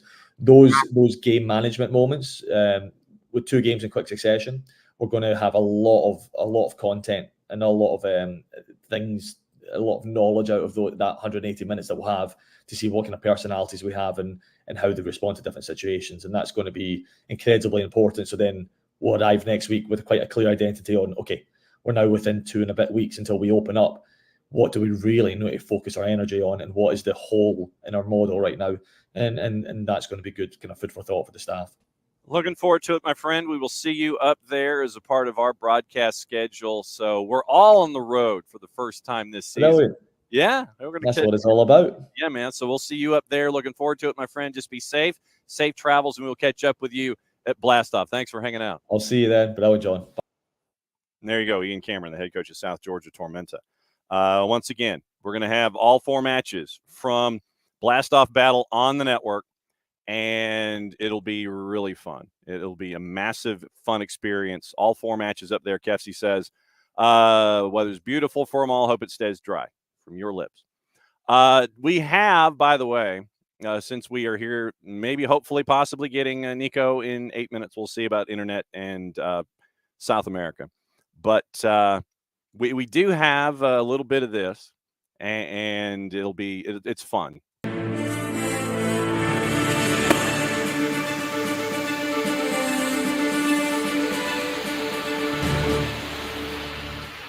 Major League Soccer's come out with their announced teams for the season. 80 industry talent that are going to be attached to the league this particular year. MLS 360 in English will be led by new host Kevin Egan. Kevin gets to host MLS 360. We'll be catching up with Kevin, by the way, next Friday, leading into the new year. So Kevin will be catching up with us next Friday morning, 10 o'clock. And the new host of MLS 360, our buddy Kevin Egan. Sasha Kleshchin, Kalen Kyle, Bradley Wright Phillips. Spanish, it'll be Tony Cerci, Miguel Gallardo, and Gio Savarese added to the mix. That's MLS 360's rundown. Pre and post, once again, available. Countdown, rap, English language, pre and post, featuring Liam McHugh, Weeby, Messing, Kleshchin, Kyle, Wright Phillips, our friend Julian Sakovitz, Kalen Carr-Matt Doyle will also be a part. Antonella Gonzalez is going to take on a new role as host of MLS La Previa and MLS El Resumen, joined by Gallardo and Savarese each match night. Play-by-play and analyst teams. That has been squared away as well. A lot of the same faces. Twelman, Valeri, Kindred D. St. Aubin, Moa Dude, Lori Lindsay, Marcelo Balboa, Max Bretos, Cangelosi, Zivin, Pablo Ramirez, Frederic Lore, Sammy Sadovnik. Jalil Anibaba gets added. Warren Barton gets added. Jesus Bracamontes gets added. Daniel Chapela gets added. Play-by-play gets added with Nate Bucati, Neil Sika, Joe Tollison, John Laguna, and Jesus Acosta get added as well. So a couple of tweaks, couple of changes, but the biggest news from our end, our buddy Kevin Egan is going to host 360. Very, very cool. So Kevin Egan, the new host of MLS 360 this season, and that's going to be great. So Major League Soccer announces all their broadcast teams, couple of additions, couple of turns and twists. But Kevin Egan, the new driver of the MLS 360 bus this year, for MLS soccer. So very, very nice news. And so, like I said, we'll catch up with Kevin next week, and we will find out what the new host of MLS 360 gets to say. And also, it appears from Ben Jacobs, we mentioned Roy Hodgson. It looks like Oliver Glasner has now accepted the Crystal Palace job. And so the latest involving Crystal Palace is that Glasner has apparently accepted, according to Ben Jacobs, and Fabrizio Romano et al. Crystal Palace appointed Oliver Glasner, new head coach. Roy Hodgson has been fired. So Fabrizio Romano, Roy Hodgson has been fired. Positive approach revealed yesterday night. Agreement being sealed now. Contracts being reviewed. 2-year contract for Glasner. Gave the green light yesterday.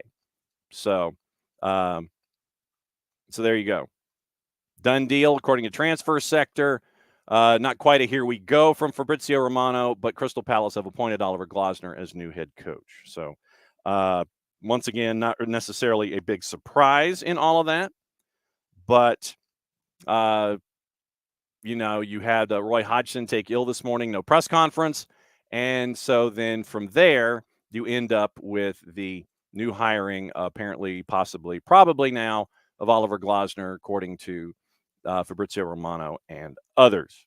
So there's that piece of news. The Times says Bayern Munich increasingly likely to part ways with Thomas Tuchel in the summer. Want to get the jump on Liverpool in the battle to make Xabi Alonso their next manager. So that's interesting. We'll see what happens there. Brighton highly rated head of recruitment Sam Jewell on the radar of both Chelsea and Manchester United. And this is interesting. This is interesting and intriguing all at the same time. We talked about no one left on the MLS show, Emilio, but it appears that Apple TV and Major League Soccer have abandoned at the very least, the French-speaking crews, or at least let me see if I can get this, because they had 3 separate languages last year, and let me see, the French language broadcasts of Toronto and Vancouver are over. So so French language outside of Quebec province, done. No Toronto, no Vancouver, French language. So that's probably the only change when you mention folks out. It's probably the French language outside of the province of Quebec. Abby, you are absolutely correct. Atlanta influences everything. Great for Kevin and great for us. Now, this came across from our friends at TalkSport as the whiplash continues. Jose Mourinho. We talked about Klinsmann in hour number 1. So Jose Mourinho has confirmed that he received an offer from the FA to become England manager after leaving his first spell at Chelsea boss. This is back in 2008. This came out today. Kalen Kyle is still a part of the process. He was the FA's top choice to restore order after Steve McLaren's sacking following England's failure to qualify for Euro 2008. Out of work at Chelsea, admitted coming close to taking the job before later opting against the move. Spoke to Rio Ferdinand's Vibe with 5. He said that he could have taken charge in the past. I refused great working opportunities. The first one was even very hard to refuse because it was Portugal. I could be their coach in the national team. Also yours. And so Ferdinand goes, no way. Mourinho goes, yep, had it there on the table. I'm still there a little bit. It was in 07-08 when Mr. Capello got the job. I didn't because the national team job is something that I wouldn't enjoy. Fabio Capello handed the keys to 2010 World Cup qualifying, and that really didn't go so well. So yeah. So it appears that Jose Mourinho was close to taking over in England. And now we do have details on apparently what happened with Roy Hodgson. Hodgson suffered a medical incident at the training ground in front of his players. This is from Phil Spencer and Alex Crook. scheduled to speak to the media this afternoon. Media commitments were canceled because of him being taken in. And so, as as stories want to take their time in loading, I know that there were some conspiracy theories out there that that Hodgson might have been just not interested in talking to the media, and that is not the case. So apparently there was a medical incident at the training ground, and details incident occurred during first team training in front of concerned players and coaches. Still awaiting an update on Hodgson's condition, and Glasner's been lined up. The press conference was to preview the next fixture against Everton, which is Monday night, and so now it appears obviously you hope for the best for Roy Hodgson, but apparently Hodgson had a medical incident at Palace's training ground this morning, and they've named Oliver Glasner the new head coach for the next 2 years. Let's see. What else are we missing this morning? Okay. FIFA has unveiled their rankings for 24. And, it shouldn't really be a surprise.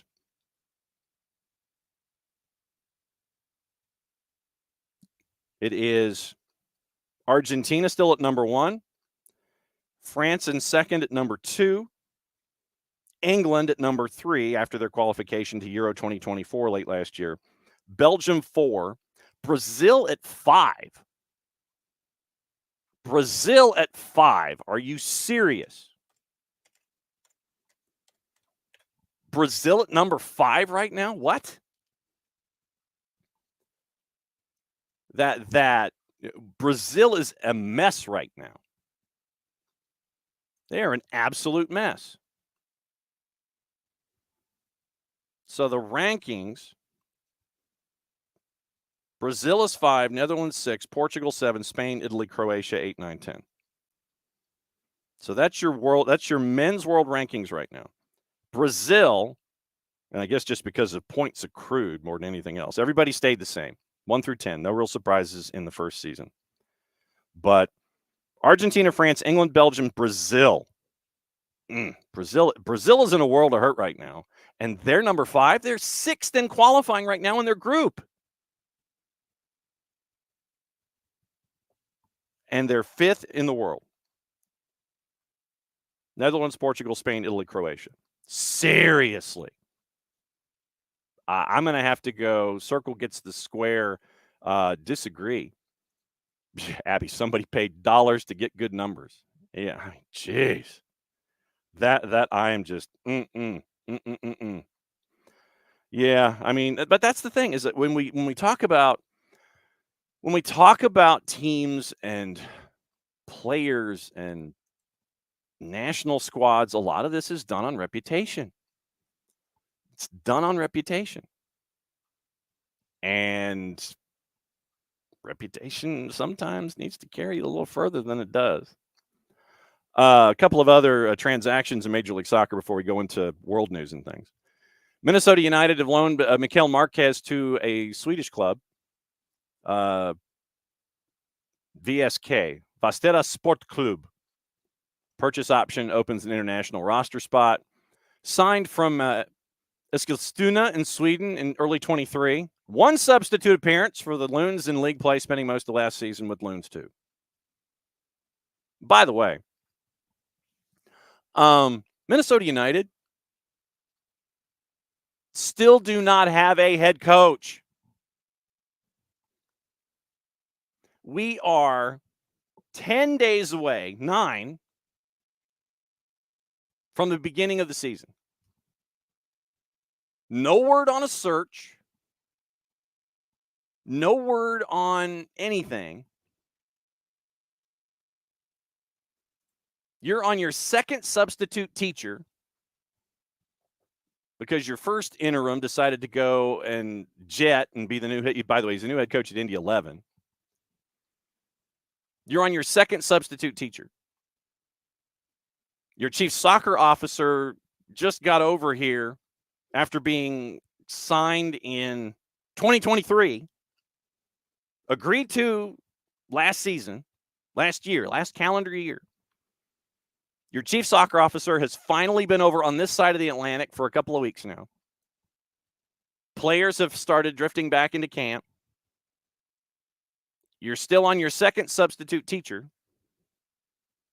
And you're like 9 days away from the beginning of the season. And you're cool with this. That's the other issue. That is the other issue in all of this. You don't have a head coach. And you're cool with this. I'm sorry.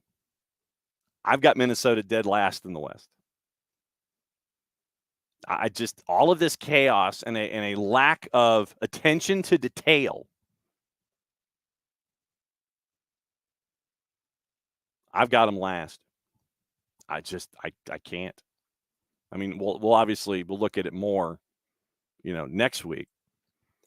But they kick off on the 24th, 9 calendar days away at Austin.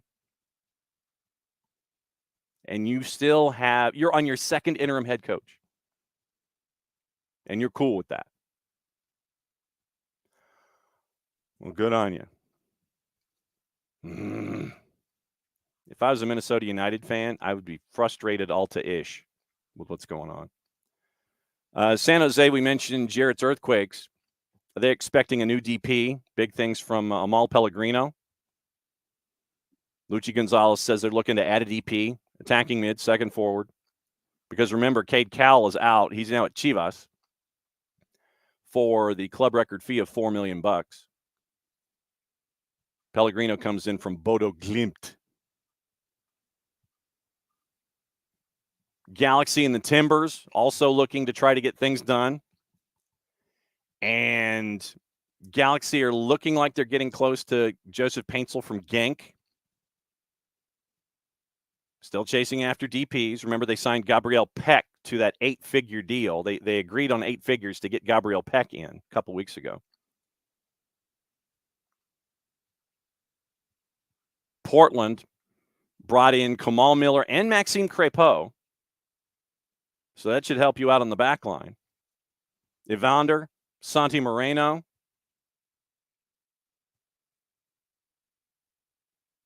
And so they're looking to add a DP.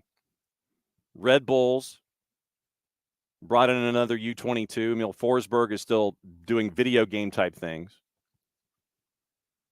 Kellen Acosta is now official in Chicago, signing the deal that he did. Club record signing Hugo Kuipers still is not there. Visa issues. The goal for Chicago, in addition to just throw money at anything and everything, morning forecard. The goal is for Hugo Kuipers to have a week of training before the club season opener on February 24th. But he's not there in Chicago to train yet. So Chicago is probably trying to burn up the phones and trying to find somebody that they can help out to accelerate a visa process for your club record signing. Hugo Kuipers, club record signing, still ain't there yet. Visas. Aye. So, sure, why not? Once again, looking forward to seeing all that. And KFC, yes, forgetting the inexplicable, perilous fall of Greg Vanney of Vanney Galaxy. Yes. Next week we'll talk hot seats. I think John Herdman's is already hot. Vanney's is hot. And we'll walk through everything and see who is see who might get the collective eyebrow raise going forward. But Yeah, it's Vanny in the Galaxy. Sure. I don't know. Well, I mean, four-card, I don't know why Pineda's on a hot seat. I mean, the expectations are always there. So I mean, if you want to I think self-expectation is there, the expectations of Atlanta. So I'm not going to call it a perpetual hot seat, but there's always perpetual expectation, let's put it that way, when it comes to Atlanta United. And especially with the investment that's happened, you're looking at probably, if you can find somebody else. Oh, per Football Americas. Football Americas. Okay. I mean, like I said, here there's always a perpetual expectation. Like I said, to me, that doesn't translate into a hot seat. But with the investment that's being made by Atlanta United, and you end up with we have the one match this weekend that no one's going to be able to see, but we will know it will happen. Unlike Toronto and Columbus, who basically said last weekend that we didn't take any stats. Yeah, we didn't do scores, we didn't do stats. It was just there. So it was an ungame with Toronto and Columbus. Please, they're missing out on an opportunity.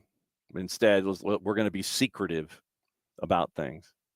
And like I said, Emilio, it's all going to come to how everything integrates. Like I said, I'm looking at it from perpetual expectation always being high. So, like I said, I don't think to me that translates into a hot seat. That just translates into an expectation. But with the transactions that have been made, especially last summer and working into this season, where those summer transactions, Shande Silva, Jamal Tiare, Tristan Muyumba, Saba, all of those folks now get a full training camp with Atlanta United.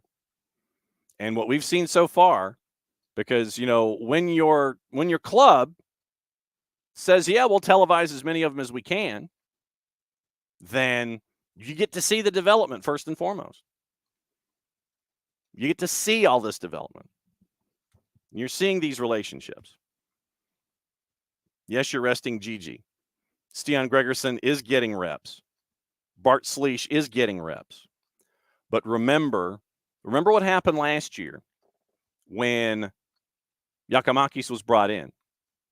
It's like his season was over. And he had to keep playing. There was no offseason for him last year. And I think what you're trying to do is rest him a little bit, knowing everything's going to be fine, but you want to rest him and get his clock reoriented, I guess is probably the best way to phrase it. And this year with Stian Gregerson and Bart Sleesh, they're in the middle of their seasons, and you've got to be wary of the summer when they hit that wall and navigate through it. So that's what I'm looking at with Sleesh and Gregerson specifically. But you look at the lineup right now. Shande Silva, Gigi, Saba, Thiago Almada. And Thiago, obviously, he's working his way back in. The dude's got to rest. Dude's got to rest a little bit after qualifying his country for the Olympics, being the leading scorer, all of that pressure that's attached to the 10 jersey. And you don't think, and this is when I looked at the FIFA rankings and saw that Brazil was number 5, that Brazil got knocked out of the Olympics in that match against Argentina. Literally, Argentina and Brazil was ahead of them in the standings. If Brazil had stayed number 2, they would have made it to the Olympics. Argentina would not have. Argentina had to win to get in. Brazil right now is in a world of international hurt. They're not doing well in CONMEBOL. Their U20 is not going to the Olympics. Still trying to figure out who their manager is going to be. Because remember, Denise was managing club and managing country as a substitute teacher. And it is looking at Brazil right now, I don't know who they are. It's a tough watch. They're chippy, they're physical, they grind it out. They want to get all pushy, and they want to be physical, and they want to try to knock you. That's not the Brazil that we're used to seeing. And they're having to do that just to win matches. So all of that pressure that was on Thiago Almada to get past Brazil, to knock out Brazil. Brazil ain't going to the Olympics. Argentina now is. Thiago Almada is in. He's going to the Olympics. You won't have him. You won't have him for the Olympic window. And you know that any good front office worth their salt, when they know that one of their stars is on a short term, you're already looking at the replacements. You're trying to. There were links last week to $20 million players in South America. It was not tier one sourcing, but there were links to players in South America, $20 million paydays and payouts. So you have that pressure. Thiago Almada has to decompress from that, then be ready for a Major League Soccer season and help out Atlanta United, as Atlanta United at the same time is trying to get into the playoffs, be a top 4 team in the East, which I think they are right now. You go forward with that. Know that you're going to be eventually losing Thiago in the calendar, and then eventually when he moves on. So you're already looking at replacements. But the midfield of Almada, Muyumba, Slish, then your back four, Caleb, Luis Abram, Stian Gregerson, Brooks Lennon. You know Noah Cobb's going to be getting minutes. The starting pieces are there. The depth is there. Yeah, and Thiago for Copa. So you're looking at how to adjust. You're looking at where the pieces will fit, where your replacement's coming from. Michael Valverde, watching Brazil play against Argentina, they were an atrocious watch. They are an atrocious watch. And it is not the Brazil that we are used to.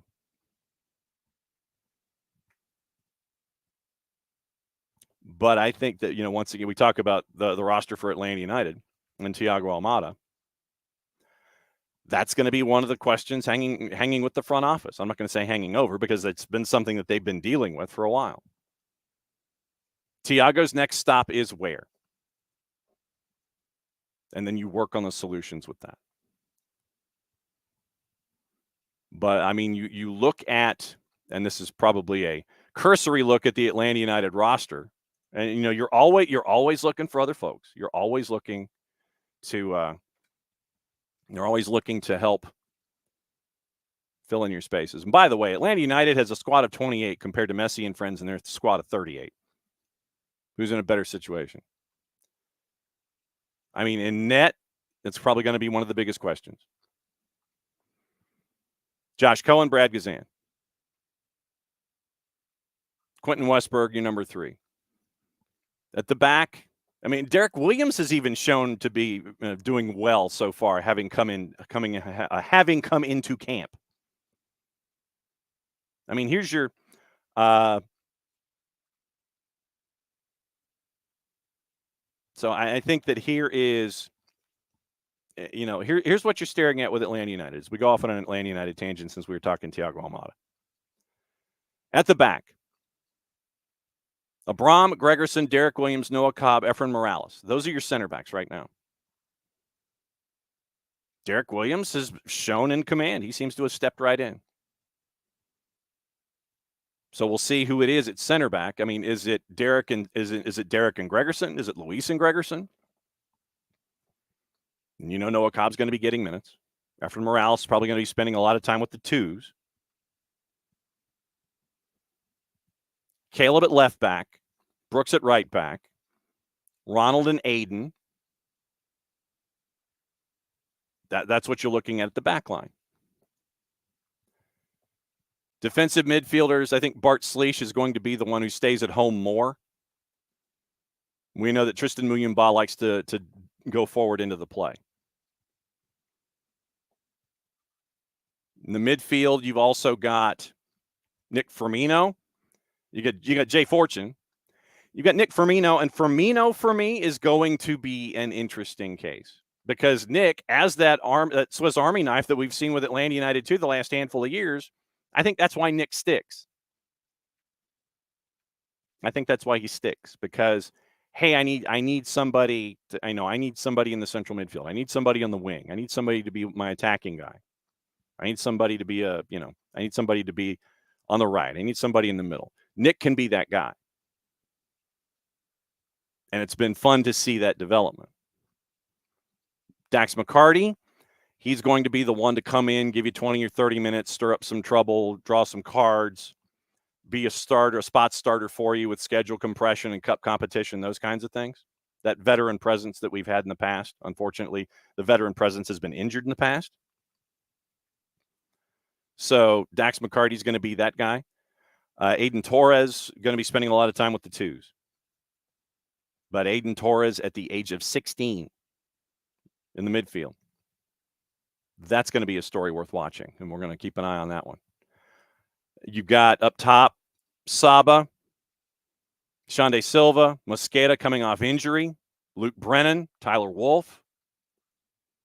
And yes, Derek Etienne Jr. is a part of the discussion, but right now he's got an injury. It's going to be another couple of weeks. And then it's Jamal and Gigi. I like how this lays out. I do. Depth at the back, exciting folks up top, and a full training camp with Muyumba to integrate with Bart Sleesh. And we know that's going to take some time, and there's probably going to be some early moments in the season where you're going to be sitting there and going, ah! You'll have those moments. And Emilio, when someone knocks on the door, since the knocking started in the winter window, it's going to be picked up in the summer, especially as Thiago's name and place in Argentina football continues to be shown and he continues to flourish. All that does is make Thiago more money, and it makes Atlanta United a place where folks are going to be picking up speed dial.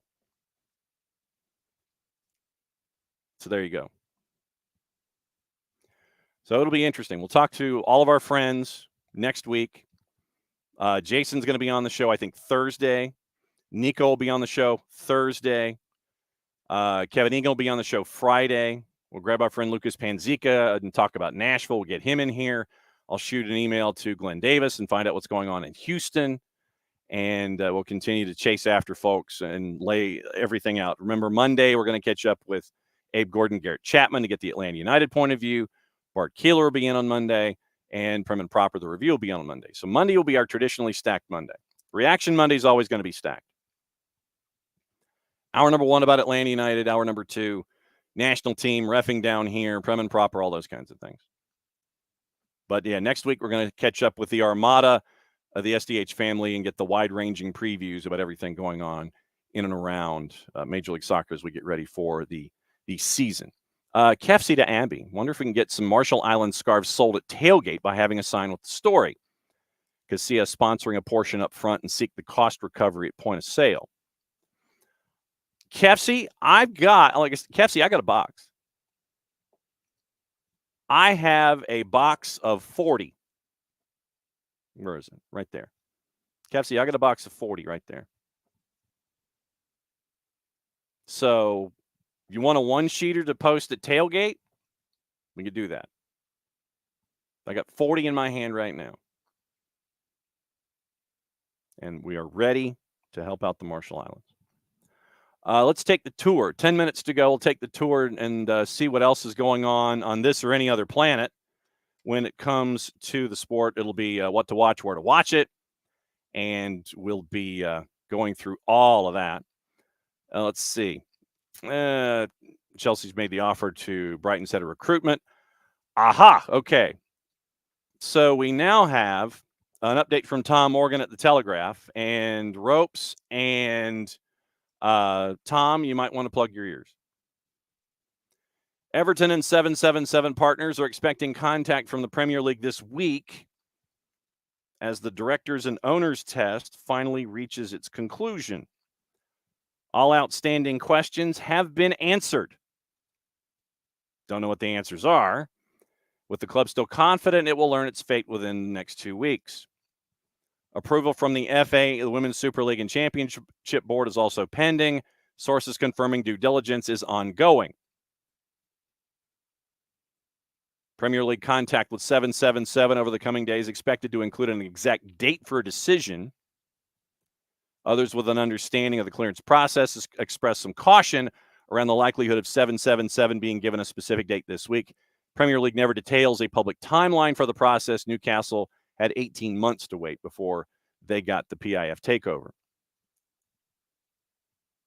Directors and owners test verdict likely to be delivered within days of Everton finding out whether the appeal of the 10-point deduction has been successful.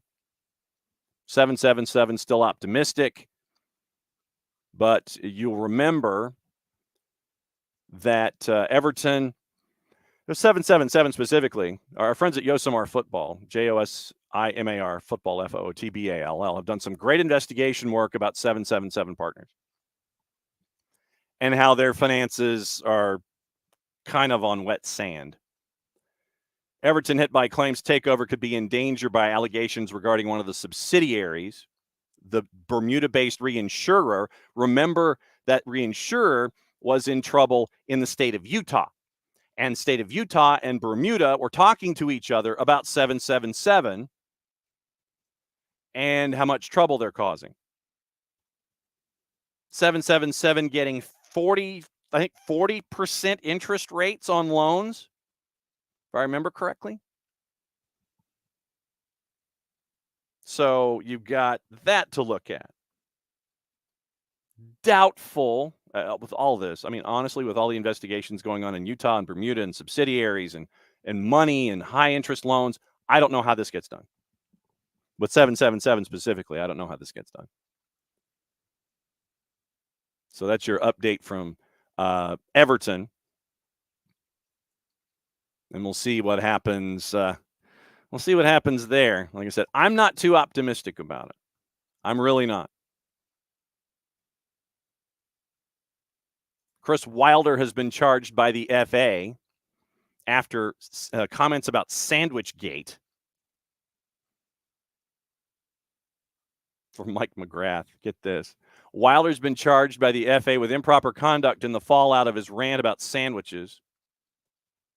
After the 3-2 loss to Crystal Palace, ref told him to expect 50-50 decisions to go against his team with his rant, including a complaint over an assistant eating a sandwich when he spoke to the officials in the dressing room. Wilder called the performance of Tony Harrington ridiculous, was widely reported to have said referees may base decisions on which teams they face next season and that they believe the club will be relegated. Quote, at the time. Maybe the thought process is that they won't belong in this division and I might be refereeing the other team next year, so I don't want to upset too many people. It's yet another ridiculous performance from the referee. I was told by a Premier League referee who's as honest as the day is long, get ready, because every tight decision will go against you. Every 50-50 will go against you. After the match, Wilder also accused the sandwich-eating official of a complete lack of respect. Quote, one of his assistants was eating a sandwich at the time, which I thought was a complete lack of respect. Hopefully he enjoyed his sandwich while he was talking to a Premier League manager. Wilder has until tomorrow to respond. It'll go to an independent commission, even if he accepts the charge. So we'll see what happens with Chris Wilder. This is what happens when you're probably going to be the first team relegated. You've only won 2 in your first, You've only won 2 in your first 24. And so That's what Sheffield United is facing at Bramall Lane. And it's not good. It is not good. So, let's see, gossip, rumor, and innuendo. Brentford announced the signing, £30 million signing of Thiago from Club Brugge, Igor Thiago, to help out with the Ivan Toney situation. Gives them another guy up top, waiting for Mbumo to get healthy, help out with Ivan Toney. You drop $30 million on Igor Thiago from Club Brugge. Neil Warnock is back. It was a crazy one yesterday. Absolutely crazy one. Abby, thanks for hanging out. Crazy one yesterday with Aberdeen and Motherwell. It ended up as a 3-3 draw. It was drunk. It was 5 goals in a hurry. Finished up 3-3. And so Neil Warnock likened the VAR computer to the Horizon Post Office software after his Aberdeen side were denied a winner for a marginal offside decision in a 6-goal thriller with Motherwell. Warnock joked he was expecting the sack when Motherwell went 3 up inside 26 minutes. Started with 1 center back, 2 full backs, double change on the half hour after you're down 3-0. Final 60 minutes, he came storming back. Dante Polvara and Duke, by the way, are still a part of Aberdeen. Both sides had potential winners disallowed. Miofsky for offside. Motherwell's was denied after a VAR review. Miofsky looked level with the last Motherwell defender. Warnock was unconvinced by the referee's Kevin Clancy's faith in the VAR system. VAR, I don't believe it. Me? He said VAR is a computer. I think it's the Horizon computer. You can't tell me that's offside. I've seen the lines. I don't believe it's offside. I don't know how they do it.